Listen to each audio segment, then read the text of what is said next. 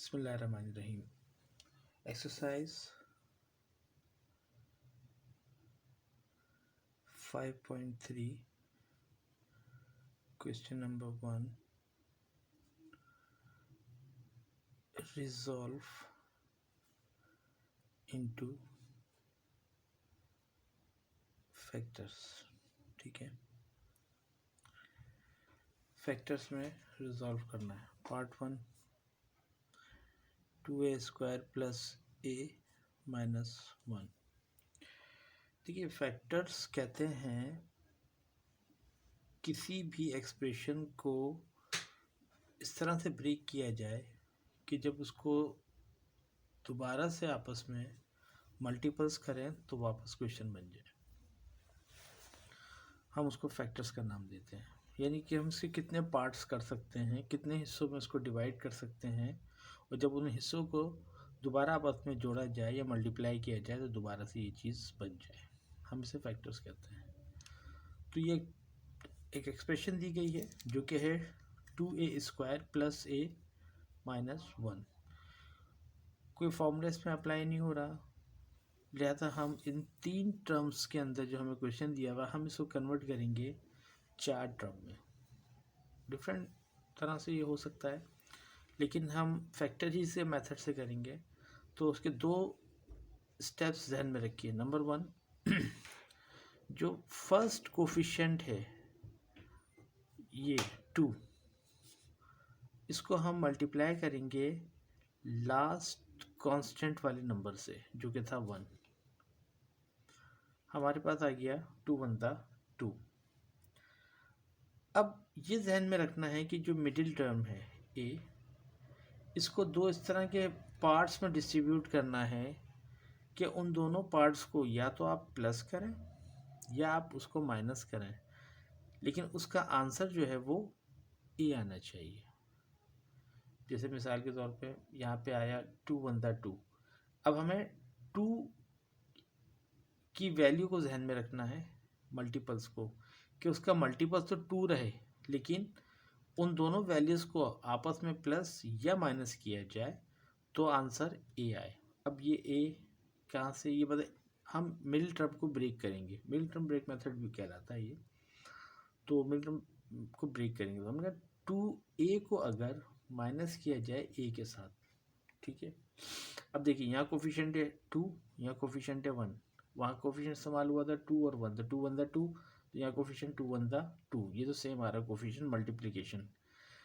Plus minus देखते हैं, ये है प्लस, ये है माइनस. प्लस माइनस माइनस, और 2 में से 1 को माइनस करेंगे तो आंसर आएगा 1. 1 क्योंकि लिखते नहीं है तो आंसर आएगी ए. तो ये फैक्टर्स बनते हैं हमारे पास 2, कि अगर हम ए को 2 पार्ट्स में डिस्ट्रीब्यूट करेंगे तो पार्ट बनेंगे 2a माइनस ए. इसका मतलब ये होता है कि 2a माइनस ए का जो आंसर होता है वो होता है a, और ये इसके बराबर हो जाएगा. लेकिन हम जब इसके कोफिशिएंट को मल्टीप्लाई करेंगे तो 2 1 2 रहेगा. हम इसको यहाँ पे ऐड करते हैं 2a माइनस a माइनस 1. हमने मिडिल टर्म को 2 पार्ट्स में डिस्ट्रीब्यूट कर दिया. अब यहाँ से हम फर्स्ट 2 पार्ट्स का कॉमन लेंगे और लास्ट 2 पार्ट्स का कॉमन लेंगे. ठीक है, पहले फर्स्ट 2 पार्ट्स का कॉमन लेते हैं कि 2 कॉमन है, दोनों जगह मौजूद है, 2 कॉमन हो गया. यहाँ पे a² और a है, तो जब इस तरह की सूरत हाल होती है कि कहीं x की 2 वैल्यूज़ हैं और x के 1 वैल्यूज़ है, दोनों में से कॉमन निकलेगा सिर्फ a कॉमन आएगा, और रिमेनिंग में इस वाले पार्ट के अंदर से a रह जाएगा. और यहाँ कुछ नहीं होता, यानी 2 भी बाहर आ गया, a भी बाहर आ गया, तो 2 का जो मल्टीपल फैक्टर होता है वो 1 होता है. लिहाजा यहाँ पे अप्लाई करेंगे 1, क्योंकि 2 1 2 और a 1 a, तो 2a 1 2a हो जाएगा. यहाँ से दोनों में माइनस की साइन थी, हम यहाँ से माइनस कॉमन ले लेंगे, और 1 फैक्टर्स a का भी है और 1 का भी है, लिहाजा 1 को कॉमन ले लेंगे. दोनों में से 1 फैक्टर ऐसा फैक्टर है जो दोनों टर्म में कॉमन होता ही है, क्योंकि a 1 a और 1 1 1. तो रिमेनिंग में अंदर बचेगा प्लस a और प्लस 1. जब यहाँ तक पहुँचेंगे ये स्टेप्स हो जाएगा. तो अब ये जो 4 पॉलिनोमियल्स हैं हमारे पास, ये 2 में कन्वर्ट हो गई, यानी यहाँ से यहाँ तक एक पॉलिनोमियल और ये 1 से लेकर यहाँ तक की दूसरी पॉलिनोमियल. अब इन दोनों पॉलिनोमियल्स में से क्या कॉमन आ रहा है? अब कॉमन आ रहा है हमारे पास ये a+1 a+1 हमने कॉमन लिया a+1। जब इस वाले पोर्शन में से a+1 को हमने कॉमन लिया तो रिमेनिंग में हमारे पास आया 2a, और यहाँ से जब कॉमन लिया तो रिमेनिंग में हमारे पास -1। ये हो गया हमारा आंसर। इसी का पार्ट 2, 6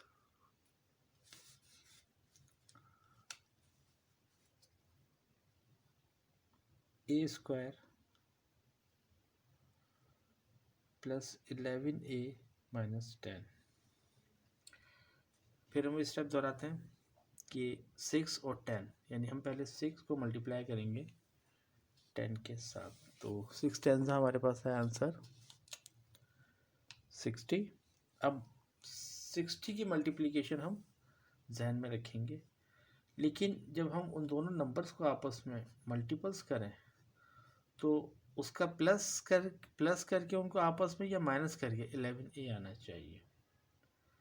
तो ऐसे कौन से दो फैक्टर्स हैं, ऐसे कौन से दो नंबर हैं कि जिनको मल्टीप्लाई किया जाए तो आंसर 10 आए, लेकिन उन्हें प्लस या माइनस करें तो हमारे 11 आना चाहिए रिमेनिंग।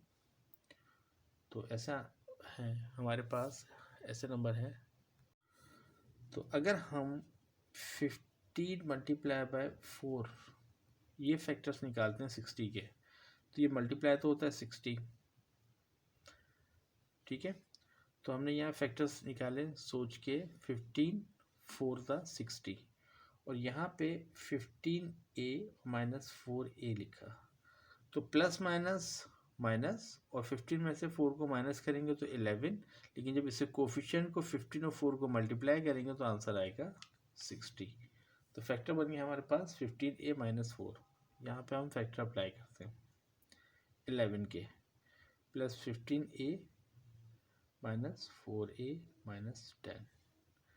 अब फर्स्ट 2 नंबर से कॉमन ले लेंगे, लास्ट 2 नंबर से कॉमन ले लेंगे, तो 6 और 15 इन दोनों में से अगर हम कॉमन नंबर देखें तो वो हमारे पास आता है 3। कैसे? 3 2 ज़ा 6, यानी जब 3 को 2 से मल्टीप्लाई करेंगे तो यानी उसका एक पार्ट 3 बनता है 6 का, और 15 का भी एक पार्ट 3 बनता है, 5 3 ज़ा 15, तो दोनों में से 3 कॉमन लिया। एक ही यहाँ 2 पे 2 कंपोनेंट थे, यहाँ पे एक था, तो लिहाजा एक कॉमन आ गया। अब हम रिमेनिंग की बात करते हैं कि अब वहाँ पे क्या बचेगा, उस जगह से हमने कॉमन को बाहर निकाल लिया। तो जब 3 में से हम 6 में से हम 3 को एज ए कॉमन ट्रीट करते हैं तो ये इससे डिवाइड होता है एक्चुअल ना, क्योंकि फिर ये मल्टीप्लाई के साथ मल्टीपल्स में साइन आ जाती है। तो यहाँ पे अप्लाई करेंगे 2, क्योंकि 3 2 ज़ा 6, और 6 को डिवाइड करेंगे 3 के साथ तो आंसर आ जाएगा 2। यहाँ पे a² था, एक वैल्यू बाहर जब कॉमन में चली गई तो रिमेनिंग में आ गई a। यहाँ पे है प्लस, और 15 के भी 2 फैक्टर्स बने, 5 3 ज़ा 15, तो 5 3 ज़ा 15 में से, यानी 15 के 2 फैक्टर बन गए हमारे पास, 5 3 ज़ा 15, तो उसमें 3 बाहर चला गया तो रिमेनिंग में आ गया हमारे पास 5, और एक जो a यहाँ की उसकी पावर 1 थी वो हमने कॉमन ले ली, तो यहाँ पे नहीं है तो 1, तो 5 1 ज़ा 5, ठीक है। यहाँ से कॉमन लेंगे एक तो माइनस, इधर ही माइनस इधर ही माइनस है, और इन दोनों में 2 ऐसा फैक्टर है दोनों में मौजूद है, यानी अगर 4 की बात करें 2 2 ज़ा 4, 10 की बात करें 2 5 ज़ा 10, तो 2 फैक्टर दोनों में कॉमन है, 2 ले लिया हमने।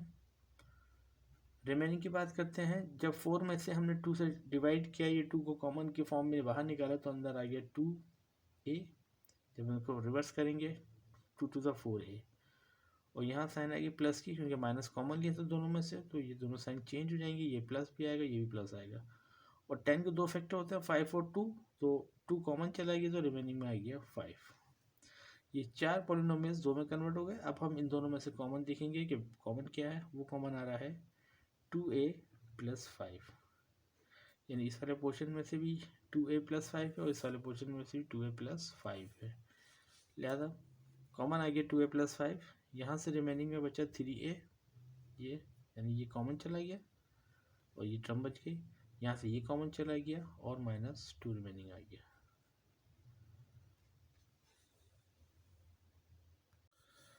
Part 3 question is 25b² - 15b +2। पहला step, first coefficient 25 multiply by last constant coefficient 2, 50 हो गया। मिडिल टर्म में हमारे पास है 15b। 15 को ब्रेक करेंगे 2 पार्ट्स के अंदर कि 15 आ जाए, और लेकिन ख्याल रखेंगे मल्टीपल्स जो है वो हमारे पास 50 आना चाहिए। तो इसके लिए हम नंबर थोड़ा सा सोचेंगे क्या है कि 15 और 50 मल्टीपल हो और प्लस माइनस जो है वो 15 हो। तो 5 और 10 यानी 10b प्लस 5b। जब हम 10b प्लस 5b कहते हैं तो इसका रिजल्ट होगा 15b, लेकिन 10 को जब 5 से मल्टीप्लाई करेंगे तो 10 5 ज़ा 50। तो फैक्टर हमारे पास बनते हैं सॉल्यूशन के बाद आपने क्वेश्चन को रीराइट किया, फैक्टर्स आपके पास आ गए 25b यानी प्लस 10b और प्लस 5b प्लस 2।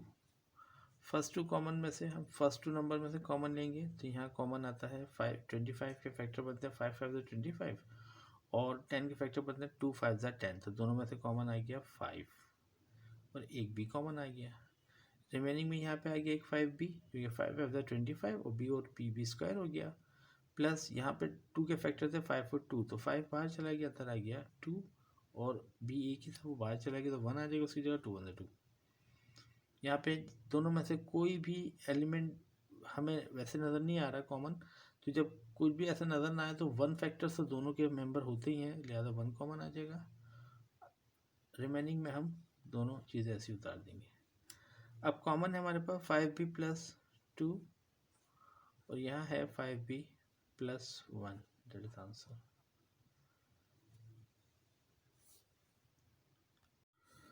तो अगर हम 15 मल्टीप्लाई बाय 4 ये फैक्टर्स निकालते हैं 60 के, तो ये मल्टीप्लाई तो होता है 60, ठीक है। तो हमने यहाँ फैक्टर्स निकाले सोच के 15 4 ज़ा 60 और यहाँ पे 15a माइनस 4a लिखा, तो प्लस माइनस माइनस और 15 में से 4 को माइनस करेंगे तो 11, लेकिन जब इससे कोफिशिएंट को 15 और 4 को मल्टीप्लाई करेंगे तो आंसर आएगा 60। तो फैक्टर बन गया हमारे पास 15a माइनस 4। यहाँ पे हम फैक्टर अप्लाई करते हैं 11 के plus 15a minus 4a minus 10। अब फर्स्ट 2 नंबर से कॉमन ले लेंगे, लास्ट 2 नंबर से कॉमन ले लेंगे, तो 6 और 15 इन दोनों में से अगर हम कॉमन नंबर देखें तो वो हमारे पास आता है 3। कैसे? 3 2 ज़ा 6, यानी जब 3 को 2 से मल्टीप्लाई करेंगे तो यानी उसका एक पार्ट 3 बनता है 6 का, और 15 का भी एक पार्ट 3 बनता है, 5 3 ज़ा 15, तो दोनों में से 3 कॉमन लिया। एक ही यहाँ 2 पे 2 कंपोनेंट थे, यहाँ पे एक था तो लिहाजा एक कॉमन आ गया। अब हम रिमेनिंग की बात करते हैं कि अब वहाँ पे क्या बचेगा, उस जगह से हमने कॉमन को बाहर निकाल लिया। तो जब 3 में से हम 6 में से हम 3 को एज ए कॉमन ट्रीट करते हैं तो ये इससे डिवाइड होता है एक्चुअल ना, क्योंकि फिर ये मल्टीप्लाई से मल्टीपल्स में साइन आ जाती है। तो यहाँ पे अप्लाई करेंगे 2, क्योंकि 3 2 ज़ा 6 और 6 को डिवाइड करेंगे 3 के साथ तो आंसर आ जाएगा 2। यहाँ पे a स्क्वायर था, एक वैल्यू बाहर जब कॉमन में चली गई तो रिमेनिंग में आ गई a। यहाँ पे है प्लस और 15 के भी 2 फैक्टर्स बने, 5 3 ज़ा 15, तो 5 3 ज़ा 15 में से यानी 15 के 2 फैक्टर बन गए हमारे पास 5 3 ज़ा 15, तो उसमें 3 बाहर चला गया तो रिमेनिंग में आ गया हमारे पास 5 और एक जो a यहाँ की उसकी पावर 1 थी वो हमने कॉमन ले ली, तो यहाँ पे नहीं है तो 1, तो 5 1 ज़ा 5, ठीक है। यहाँ से कॉमन लेंगे एक तो माइनस, इधर ही माइनस इधर ही माइनस है, और इन दोनों में 2 ऐसा फैक्टर है दोनों में मौजूद है, यानी अगर 4 की बात करें 2 2 ज़ा 4, 10 की बात करें 2 5 ज़ा 10, तो 2 फैक्टर दोनों में कॉमन है, 2 ले लिया हमने। रिमेनिंग की बात करते हैं, जब 4 में से हमने 2 से डिवाइड किया, ये 2 को कॉमन के फॉर्म में बाहर निकाला तो अंदर आ गया 2a। जब इनको रिवर्स करेंगे 2 2 ज़ा 4a, और यहाँ साइन आएगी प्लस की क्योंकि माइनस कॉमन लिया था दोनों में से, तो ये दोनों साइन चेंज हो जाएंगे, ये प्लस भी आएगा ये भी प्लस आएगा। और 10 के 2 फैक्टर होते हैं 5 और 2, तो 2 कॉमन चला गया तो रिमेनिंग में आ गया 5।